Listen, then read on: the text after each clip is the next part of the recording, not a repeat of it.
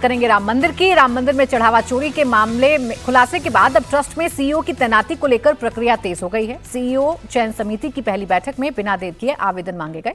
18 जुलाई तक ईमेल के जरिए आवेदन भेजा जा सकता है। सीईओ बनने का पूरा क्राइटेरिया भी क्लियर कर दिया गया है। 20 साल का अनुभव अनिवार्य है। हिंदू धर्म का अनुयायी होना जरूरी है। एजुकेशन में ग्रेजुएट की डिमांड है। अयोध्या में ही रहना होगा। प्रशासन और फाइनेंस के साथ मंदिर प्रबंधन का अनुभव रखने वाले को वरीयता मिलेगी। माना जा रहा है कि 22 जुलाई को होने वाली ट्रस्ट की मीटिंग में सीईओ के नाम पर मुहर लग सकती है। वहीं दूसरी तरफ चढ़ावा चोरी की जांच कर रही अयोध्या पुलिस ने आरोपी रामशंकर यादव उर्फ टिन्नू यादव और सुभाष श्रीवास्तव की 7 दिन की पुलिस रिमांड मांगी है। 14 जुलाई को मामले की सुनवाई होगी। इस बीच चंपत राय के समर्थन में महंत कमल नयन दास ने बड़ा बयान दिया है और कहा कि चंपत राय ने जिस पर भरोसा किया उन लोगों ने उनके साथ विश्वासघात किया। महंत कमल नयन दास श्री राम जन्मभूमि तीर्थ क्षेत्र ट्रस्ट के अध्यक्ष महंत नृत्य गोपाल दास के उत्तराधिकारी हैं। हमारे मुख्यमंत्री जी और प्रधानमंत्री जी दूध का दूध, पानी का पानी सब अलग करके रख गई है। रही चंपत जी की बात, चंपत जी को आज से नहीं, हम बहुत दिन से जानते हैं। संगठन में राष्ट्र के लिए चंपत जी ने बहुत कुछ किया है, जीवन का त्याग किया है। अच्छी नौकरी छोड़ करके आए थे, कोई ऐसे नहीं आए हैं। और राम जन्मभूमि के आंदोलन जब से चला तब से बेचारे रहे। निर्माण कार्य में भी चंपत जी का ही बलिदान है, सब कुछ किया है। चंपत जी में कोई दोष नहीं है।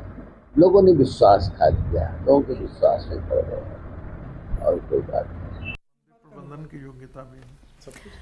तो अब देखिए 3 पहलू हैं इस खबर के। पहला तो ये कि सीईओ को लेकर अब जो प्रक्रियाएं हैं वो तेज कर दी गई हैं। एक तरफ अयोध्या पुलिस अपना काम कर रही है और चंपत राय को लेकर जो चर्चाएं हैं अयोध्या में वो भी अलग अलग तरीके से चल रही हैं। संत समाज चंपत राय के साथ खड़ा हुआ है तो एक वर्ग ऐसा भी है जो कह रहा है कि चंपत राय पर कार्रवाई होनी चाहिए। लेकिन ऐसे में कमल नयन दास का ये बयान सामने आना, समीर जी, क्या क्लीन चिट देने की जो कोशिशें हैं वो शुरू हो गई हैं चंपत राय को? नहीं, मुझे लगता है ये तो पहले से ही मतलब सभी लोगों ने इस बात का जिक्र किया था कि भाई चंपत राय का व्यक्तिगत रूप से इसके अंदर कोई लेना देना नहीं है करप्शन का। इस बात तो हम भी सहमत थे कि भाई चंपत राय ने कोई पैसा नहीं बनाया, लेकिन उनके महामंत्री रहते जिस तरीके से उनके जो टीम रही है, उनका अंडर जो लोग रहे, उनके करीबी लोग रहे, उन लोगों ने जिस तरीके से वहाँ चंदा और चढ़ावा चोरी का जो काम किया है वो उन्होंने जो उसकी अवहेलना की या उन्होंने उसको जो नज़रअंदाज किया या उसको वो गंभीरता को समझ नहीं पाए, वो खुद रिकवरी करने चले गए, उन्होंने एफआईआर दर्ज कराई और उन लोगों का फिर भी मंदिर में आना जाना बदस्तूर जारी रहा। तो उन्होंने जो नज़रअंदाज किया और उसको जो बहुत हल्के तरीके से लिया, उसका खामियाजा चंपत राय को भुगतना पड़ा है। चंपत राय ने व्यक्तिगत रूप से पैसा कमाया, इस मामले में कोई भी सहमत नहीं होगा। उनकी व्यक्तिगत छवि बहुत अच्छी है, इसमें कोई दो राय नहीं है। लेकिन अब जिस तरीके से पूरा मामला हो गया है, अब इससे ट्रस्ट कैसे निकलेगा? अब ट्रस्ट कह रहे हैं कि सीईओ की नियुक्ति के लिए उन्होंने आवेदन मांगा है, 20 साल का अनुभव मांगा है, ग्रेजुएट मांगा है, सनातन धर्म में आस्था के तमाम मांगे। तो इसमें तो मुझे लगता है कि लगभग बहुत बड़े लोग इसके अंदर क्राइटेरिया को पूरा करेंगे। अब क्या ट्रस्ट किस आधार पर तय करेगा? मुझे लग रहा है कि ट्रस्ट ने आवेदन मंगाया है, सीईओ कौन होगा उसकी शॉर्टलिस्ट तो पहले हो चुका है, ट्रस्ट को सिर्फ नियुक्ति करना होगी। मतलब अब ट्रस्ट के हाथ में नहीं, ट्रस्ट के पास नाम आएगा, ट्रस्ट उसकी नियुक्ति सीईओ के रूप में कर देगा। अब ये देखने वाली बात होगी कि सीईओ किस तरीके से व्यक्ति को नियुक्त किया जा रहा है। क्या कोषाध्यक्ष जो अभी पुणे में रहते हैं वो क्या अब आकर वहाँ पर अयोध्या में रहेंगे? तो मुझे लग रहा है कि पूरे ट्रस्ट के सदस्य ऐसे होना चाहिए जो यंग हो, युवा हो, वही रहे, एक्टिव हो, थोड़ा प्रोफेशनल उनके अंदर एटीट्यूड हो, चीज़ों को समझते हो। क्योंकि अब यह राम मंदिर कोई छोटा मंदिर नहीं है, देश का इतना बड़ा आस्था का मंदिर है। या लाखों लोग आएंगे, करोड़ों का चढ़ावा आएगा, उसका मैनेजमेंट प्रॉपर हो। एक बार जो अब से गलती हो गई है, इससे उभरने में बहुत लंबा वक्त लगेगा, लेकिन इस घटना की पुनरावृत्ति नहीं होना चाहिए। बहुत बेहतर मैनेजमेंट हो, व्यवस्था अच्छी हो और हिंदू धर्म के लोगों ने जो अपना भरोसा इस समय खोया हुआ है या उनको जो आस्था को चोट लगी है या जो ने इस पूरे प्रकरण से दर्द हुआ है, उससे उभरने के लिए ट्रस्ट को यही प्रायश्चित करना चाहिए कि बहुत प्रोफेशनल, बहुत अच्छे सुलझे हुए लोगों को रखे, बेहद ईमानदार लोग वहाँ बैठे, कंट्रोल करने वाले लोग बैठे और ऐसे जो लोग जिन लोगों ने वहाँ चोरी की उन लोगों की वहाँ प्रवेश बंद हो, कैमरे लगे, सारी व्यवस्था सुनिश्चित हो। लंबे समय बाद मुझे लगता है फिर भरोसा लौटेगा। अब देखिए चंपत राय जी को लेकर अलग अलग बातें हैं जो वहां अयोध्या के भीतर की जा रही हैं, लेकिन ट्रस्ट की अगर बात करें विजय त्रिवेदी जी, तो यही चुनौती ट्रस्ट के सामने है कि चंदे को लेकर, चढ़ावे को लेकर जितनी भी शंकाएं राम भक्तों के अंदर थी वो शंकाएं दूर हो जाएं। इसलिए एसओपीज के पालन की बात अब की जा रही है, सबकी निगरानी की जा रही है, जांच भी की जा रही है अंदर बाहर जाने वाले लोगों की, और अब नए सीईओ की नियुक्ति के लिए प्रक्रियाएं भी तेज कर दी गई हैं। क्या ये आसान होगा ट्रस्ट के लिए? ट्रस्ट के लिए एक कदम होगा आगे बढ़ने के लिए, विश्वास को वापस लाने के लिए, कि ये आशंकाएं तो बनी रहेंगी, लेकिन सबसे बड़ा काम है कि यदि सीईओ के सिलेक्शन में ईमानदारी बढ़ती जाए। ईमानदारी का मतलब ये किसी दबाव में या किसी और से ना हो, एक बेहतर व्यक्ति को, वैसे तो अब कोई पहचान नहीं की जा सकती, लेकिन फिर भी एक सिस्टम में किसी तरह के दबाव को छोड़कर एक अच्छा प्रोफेशनल सीईओ बनाया जाए और वो उसके काम हो। दूसरा, ऑडिट सिस्टम पर भी कुछ काम करना चाहिए। हालांकि ये काम भी सीईओ जब आ जाएंगे तो वो करेंगे, लेकिन एक बेहतर ऑडिट सिस्टम हो। और सबसे बड़ा काम ट्रस्ट का क्या है इस समय? ट्रस्ट का सबसे बड़ा काम है विश्वास की बहाली, जो राम भक्तों में या जो लोगों में भी जो आशंकाएं हो, अब जो हो गया उसको तो आप कुछ कर नहीं सकते, उसको कैसे ख़त्म किया जा सकता है, उस पर विश्वास कैसे दोबारा लाया जा सकता है, इस एक्सरसाइज को करना जरूरी है। अभी कल मैं खबर देख रहा था, मुझे पता नहीं कितनी सही है कि नहीं है, कि वहाँ पर जो राम भक्तों की तादाद है वो कम हो रही है, चढ़ावा कम चल रहा है। तो ये सब भी तब दूर होगा जब एक बार भरोसा फिर से बन जाए, और मुझे नहीं लगता कि बहुत मुश्किल काम हो। एक झटका के तौर पर मैं इसको देख रहा हूँ। ट्रस्ट को एक अमाउंट बताना चाहिए कि अभी तक कितना चोरी हुआ है। हाँ, अभी अमाउंट तो भी वो नहीं एक आया। क्लैरिटी उस पर आएगी। हाँ। और हो सकता है एसआईटी की रिपोर्ट आए, उसके बाद कोई एक्शन हो, तो कुछ चीज़ें होगी। थोड़ा सा ये ऐसा समय है अभी जो संकट काल जिसे मैं कह सकता हूँ वो होगा, लेकिन बहुत जल्दी निकल कर आ जाएगा, ऐसी उम्मीद मैं करता हूँ। क्योंकि भक्तों के लिए राम मंदिर में आस्था बढ़ी है ना, ट्रस्ट तो उसका एक मीडिएटर है, बीच में है कहीं कहीं पर, तो वो हो जाता, कुछ बदल जाएगा तो मुझे लगता है कि आ जाएगा। कोई इतनी चिंता वाली बात ऐसी नहीं लग रही है, लेकिन एक बेहतर सीईओ आके एक नए, और ये विश्वास पैदा किया जाए कि भाई अब जो होगा वो ईमानदारी से ठीक तरीके से होगा। देखिए, एक तरफ ये प्रक्रियाएं शुरू हो गई हैं, ट्रस्ट अपनी भूमिका अब देख रही है। ट्रस्ट ने जितने एसओपीज का पालन अभी तक नहीं हो रहा था उनको पालन करवाना शुरू कर दिया है। उधर अयोध्या पुलिस अपना काम कर रही है, तो दूसरी तरफ राम मंदिर के मुद्दे पर संघ ने भी चिंतन किया है। कर्नाटक के बेलगावी में राष्ट्रीय स्वयंसेवक संघ की अखिल भारतीय प्रांत प्रचारक की बैठक आज खत्म हो गई है। ये बैठक 3 दिन चली। इसमें संघ प्रमुख मोहन भागवत, सरकार्यवाहक दत्तात्रेय होसपोले शामिल हुए। संघ की मीटिंग में राम मंदिर चढ़ावा चोरी पर भी बात हुई। मीटिंग के बाद प्रेस ब्रीफिंग में सुनील आम्बेकर ने कहा कि मीटिंग में चढ़ावा चोरी की घटना पर दुख व्यक्त किया गया। साथ ही संघ को एसआईटी और पुलिस की जांच पर पूरा भरोसा है, लेकिन संघ चाहता है कि चढ़ावा चोरी जैसी घटना आगे ना हो, जिससे राम भक्तों की आस्था और श्रद्धा को आघात ना पहुंचे। बैठक में सभी ने श्री राम जन्मभूमि मंदिर में दान पेटी चढ़ावे की गिनती में हुई अनियमितता की घटना पर दुख व्यक्त किया तथा तीर्थ क्षेत्र न्यास के निवेदन पर चल रही एसआईटी व पुलिस कार्रवाई निर्णायक मोड़ पर पहुंचेगी, यह विश्वास व्यक्त किया। तीर्थ क्षेत्र न्यास से यह अपेक्षा की गई है कि वह सुनिश्चित करें कि भविष्य में ऐसी कोई घटना न हो जिससे समस्त राम भक्तों की राम मंदिर के प्रति श्रद्धा व गहरी आस्था पर आघात हो।